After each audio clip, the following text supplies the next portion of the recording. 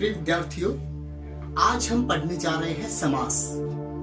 तो कल मैंने थोड़ा परिचय आपको दिया था और उसी को एक बार फिर से मैं आपको बताते हुए फिर हम समास की ओर बढ़ेंगे। समास का मतलब होता है संक्षिप्तीकरण, या फिर ये ऐसा कह सकते हैं, सम का मतलब बराबर, आस का मतलब बैठना, यानी बराबर में बैठना।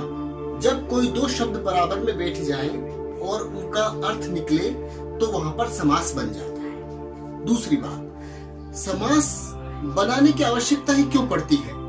ऐसी क्या जरूरत है कि समास बनाना पड़ा या हमें पढ़ना या पढ़ाना पड़ता है? इसका कारण है कि समास में हम लंबी बात को कम शब्दों में कह सकते हैं। जैसे राजा का कुमार, उसको राजकुमार। जीवन भर के लिए आजीवन, मृत्यु तक के लिए, है ना, आमरण। इस प्रकार से समास को इसलिए व्याकरण में काम में लिया जाता है। अब देखो, बहुत सरल ढंग से मैं आपको समझाऊंगा। मुख्य मैंने लिख दिया यहाँ पे समास, उसके बाद में ऐसे मैंने तीर के निशान बना के 6 समास का नाम यहाँ पर लिख दिया है। सबसे पहले हम बात कर रहे हैं द्वंद्व समास की। इसे आप इस तरह से समझिए कि मान लो आपके पड़ोस में कोई परिवार है और उसमें दोनों पति पत्नी काम करते हैं, दोनों कमाते हैं, यानी दोनों का बराबर महत्व है और दोनों काम करते हैं। तो जहां पर दोनों पद प्रधान होते हैं वहां पर द्वंद्व समास होता है। दोनों पद जहां पर प्रधान हो वहां पर द्वंद्व समास होता है। इसके बारे में विस्तृत चर्चा हम बाद में करेंगे, पहले थोड़ा याद रखने के लिए मैं बता रहा हूं। आगे चलते हैं।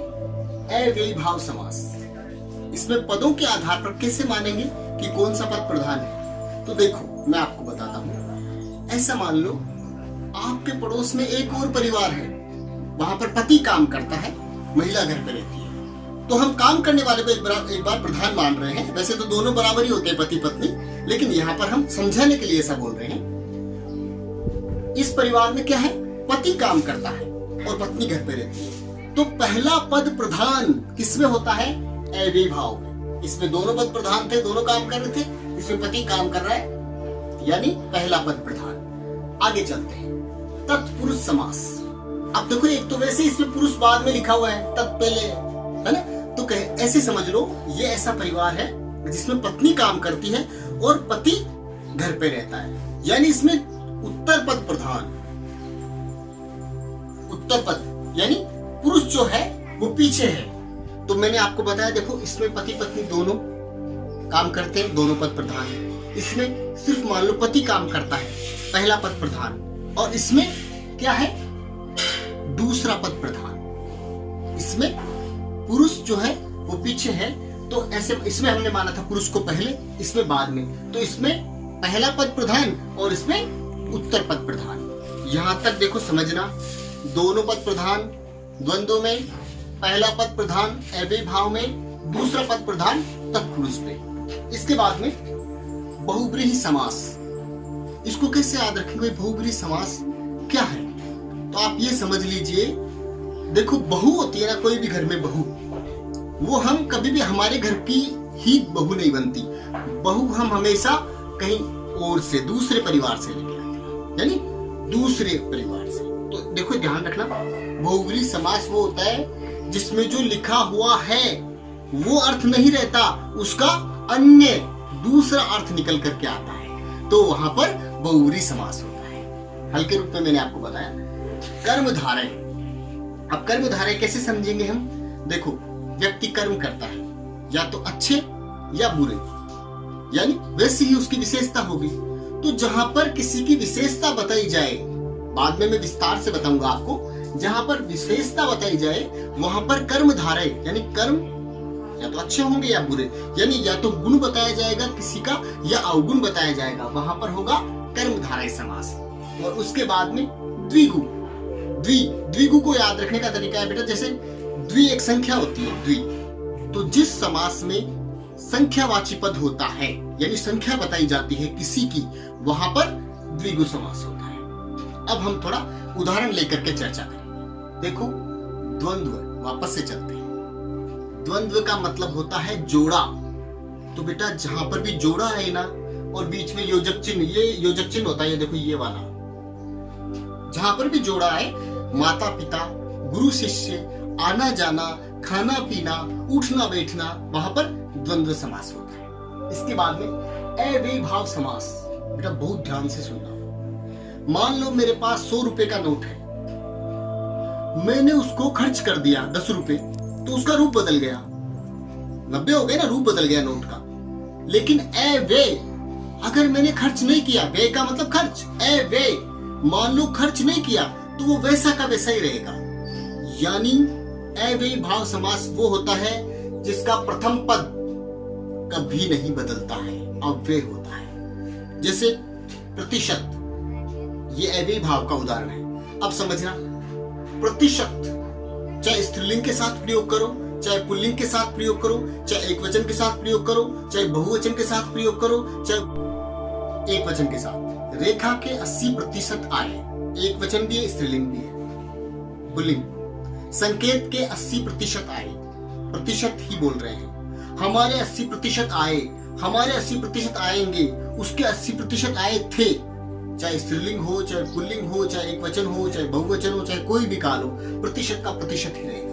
तो ये अव्यय है। इसके और उदाहरण होते हैं, जैसे भरपेट, आजन्म, आमरण, ये इसके उदाहरण होते हैं मुख्यतः। प्रतिशत, प्रतिदिन, प्रतिकाल, है ना, प्रतिपल, ऐसे भरपेट, आमरण, आजीवन, ये उसके उदाहरण होते हैं। आगे चलते हैं। तत्पुरुष समास, इसको क्या होता है?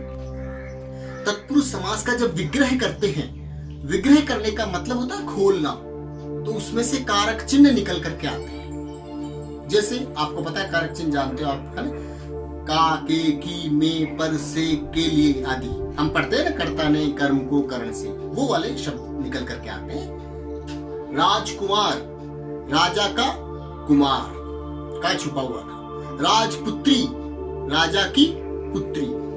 बैलगाड़ी, बैल की गाड़ी। जन्मांध, जन्म से अंधा, है ना, जन्मांध से निकल करके आया। तो जहां पर कारक चिन्ह जो है वो निकल करके आए, विग्रह करने पर वहां तत्पुरुष होता है। आगे चलते हैं। बहुब्रीहि समास, मैंने अभी आपको समझाया था। बहुब्रीहि समास का मतलब क्या होता है?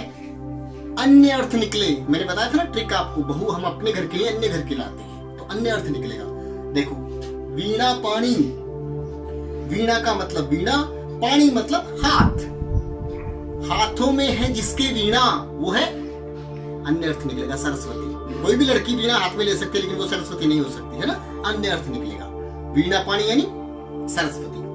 दशानन, दश है सर जिसके, दश यानी 10, आनंद यानी होता है मुख। दशानन, 10 है सर जिसके, वो है रावण। ऐसे ही देखो, नीलकंठ, नीला है कंठ जिसका। अब कंठ तो नीला कोई भी कर सकता है, लेकिन नीलकंठ हम किसको कहते हैं? शिव को नीलकंठ। त्रिनेत्र, त्रिनेत्र यानी शिव। तो विशेष अर्थ या अन्य अर्थ निकले वहां पर बहुब्रीहि समास। कर्मधारय, कर्मधारी में विशेषण और विशेष्य होता है, यानी एक पद दूसरे की विशेषता बताता है। उदाहरण के लिए श्वेत पत्र, देखो श्वेत यानी सफेद, पत्र यानी पन्ना, पृष्ठ यानी सफेद पन्ना, पन्ने की विशेषता बता रहा है। लाल गुलाब, गुलाब की विशेषता है लाल। ऐसे नील कमल, कमल की विशेषता है कि कमल कैसा है? नीला। कर्मधारय में हम विशेषता बताते हैं। आगे चलते हैं। द्विगु, द्विगु में क्या है? संख्या बताई, एक पद जो है हमें संख्या बताएगा। जैसे तिराहा यानी ती यानी 3, राह यानी 3 रास्ते। चौराहा 4 रास्ते।